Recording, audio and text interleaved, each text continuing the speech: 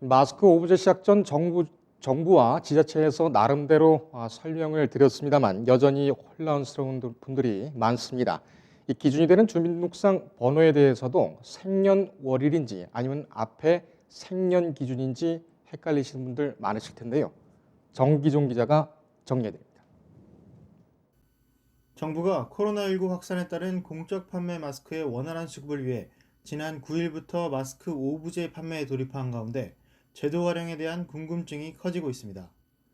정부는 지난 5일 공적 마스크 수급 안정화 대책의 일환으로 9일부터 마스크 오브제를 도입하기로 했습니다. 출생연도 끝자리를 기준으로 지정된 요일에만 마스크를 구입할 수 있도록 하는 것이 골자입니다. 주민등록번호가 모두 표기된 신분증이나 증빙 서류를 지참한 채 약국을 방문한 뒤 출생연도가 1과 6으로 끝나면 월요일, 2와 7이면 화요일에 구매할 수 있습니다.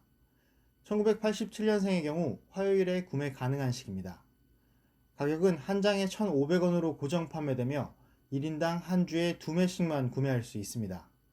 자신의 지정 요일에 구매를 못했다면 주말을 이용해 구매가 가능합니다.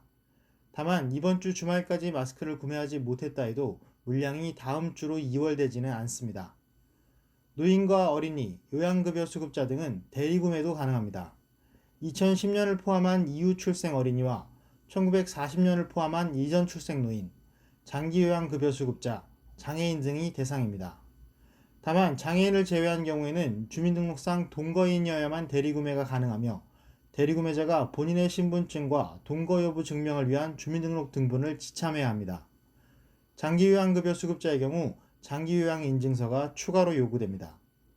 대리구매자의 경우 말 그대로 구매를 대신하는 것이기 때문에 요일과 자신의 출생연도 끝자리가 맞지 않으면 약국을 찾는다 해도 본인의 마스크는 구매할 수 없습니다. 하루 마스크를 사기 위해 기다려야 하는 줄이 수치상 5분의 1로 줄어든 셈이지만 시행 첫날인 지난 9일 혼란은 여전했습니다. 약국이나 도매상조차 마스크 입고 시간을 가늠할 수 없어 무작정 기다려야 하는 경우가 빈번하게 발생한 하루였기 때문입니다.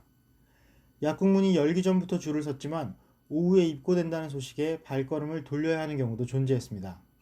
급증한 수요에 혼란을 막기 위해 도입한 제도지만 시행 초기 진통이 두드러진 만큼 제도 본취지를 살리기 위한 현장 실구매자들의 편의 보장과 혼동 방지를 위한 제도적 뒷받침이 절실한 상황입니다. 뉴스토마토 정기종입니다. 인터넷에 떠돌아다니는 수많은 뉴스 기사. 아직도 포털에서 일일이 검색하세요? 이제 뉴스통에서 터치 한 번으로 손쉽게 확인하세요. 최근 내가 구독한 기사를 분석해 오늘의 기사를 추천하는 개인 맞춤형 AI 뉴스.